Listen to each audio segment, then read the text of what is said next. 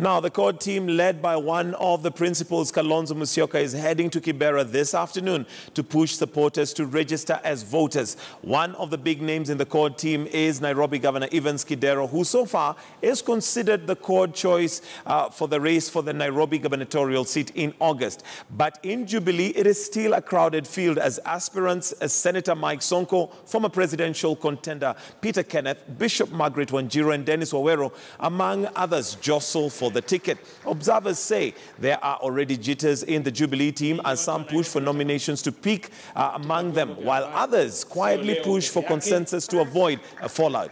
Just over a week ago, the Deputy President William Ruto met all Nairobi aspirants at his current home and asked them to ensure there is a healthy competition that keeps the party together.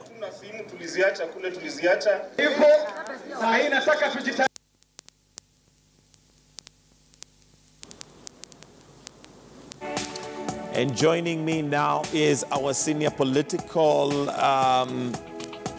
commentator, editor, reporter, Duncan Kayemba. And Duncan, this is definitely going to be a very exciting season for you, I'm sure, now that you concentrate on politics. But coming to Nairobi, it seems like Jubilee is not quite prepared.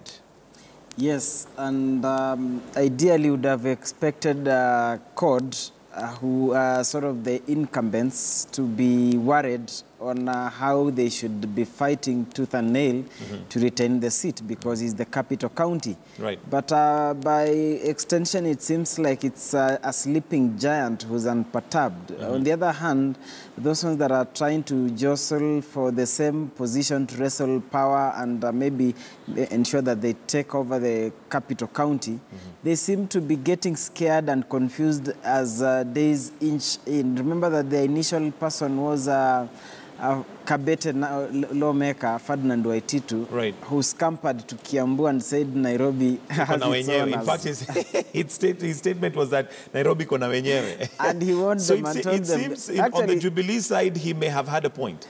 Yes, because when he told them, like, wrestling that one from the arm of Raila Odinga, by extension, of course, CORD ODM, he sort of told them and they didn't see. They, of course, there are those that dismissed him as a coward who lacked strategy. But I think 3 years down the line, they are now, the bitter reality has dawned. Every day, Jubilee comes up with a strategy. Today, they say Mike Gitonga is a candidate. In the evening, they are saying it's somebody else. Tomorrow, another one. They seem to be confused and panicking at the same time. That tells you how challenging the Nairobi politics is, and by extension, you could attribute this to the fact that largely the opposition controlled politics in Nairobi ever since the return of multi-party politics in 1992. So where Raila has been, or the side that Raila has always been to, has been largely under, that has been running the county, so to speak. So it seems like his grip on Nairobi politics is still there. Is still there. And of course, we do know that at some point, Jubilee had, or let me say, Eugene Wamalwa seemed to have thrown his hat. But I think aliona ni kama jogo wa shamba hawiki mjini.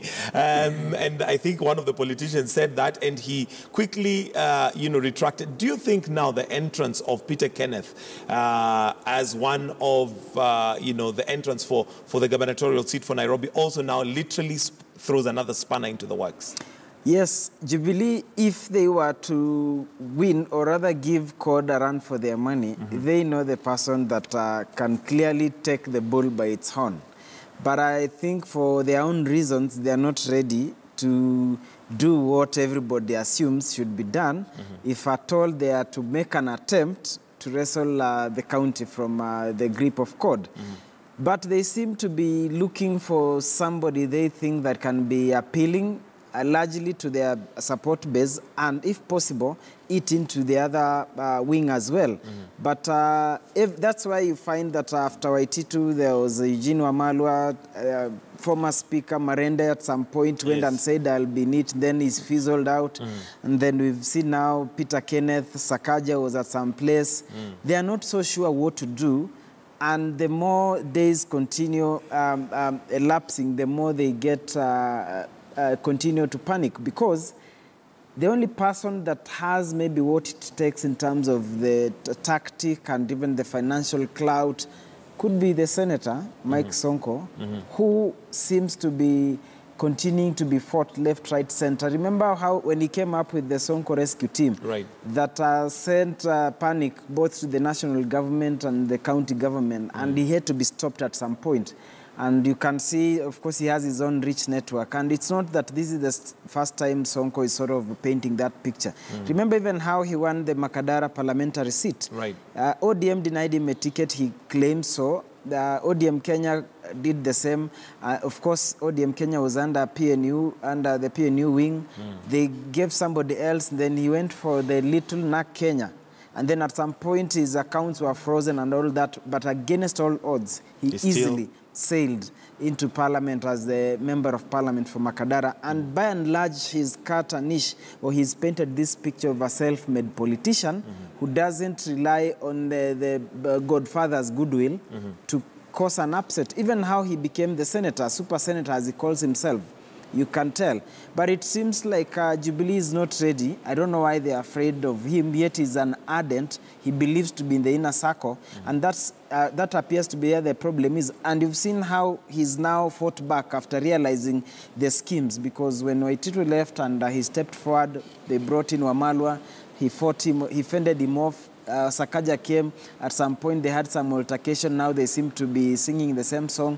Now Peter Kenneth has come, and what Sonko has done, he's managed to get some individuals or gangs around him, and now they're approaching it as a unit, as a tag team, which is again complicating matters for the principals in Jubilee, because if they isolate him, of course they know what can happen, and you can tell where the fear is. If they are going to do, if they are going to settle for the, if they are going to do the nominations, of course Sonko will win. And they've said that an aspirant, you need to buy as many membership cards as possible for your supporters. You know who can easily do that? He would definitely. So if they are going for the nomination, clearly he will, or his camp rather. And that's why they are being told that they have to sit down and reach a consensus. Do you think their meeting with the deputy president in Karen would possibly quell them down, or does he have that authority to bring them together and say, look, guys, you need, because he did tell them that you need to have this amicably done so that Jubilee does not fall out as a party. Does he have that position?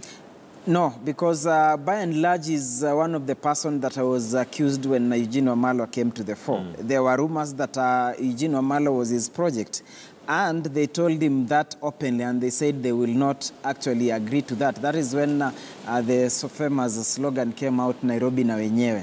Outsiders will not come and take charge. And the deputy president has said, Wairuke juu waende chini kushoto kulia, we'll make sure that we win the Nairobi seat. And that's why he had made it his own personal commitment to shop around for the most suitable candidate. And even rumor has it that Peter Kenneth could also be part of his scheme, or maybe the two principals.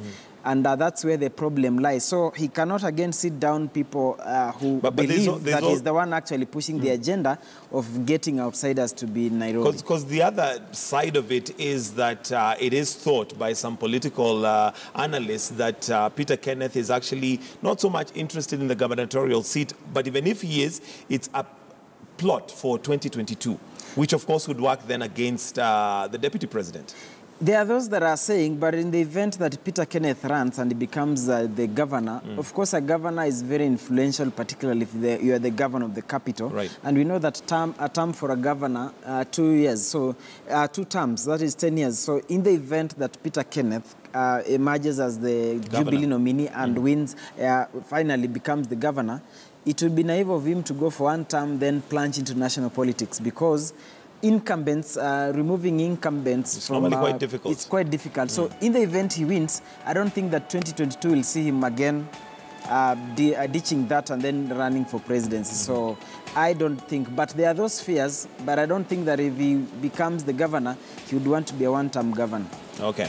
Thank you very much, Duncan Kaimba, our senior political reporter there, just giving us well, what the Nairobi gubernatorial seat is all about and why it is hardly fought. But there you go. That's where we're going to wind up News Center this morning. Thank you for staying with us. Do stay with us right here on KTN News.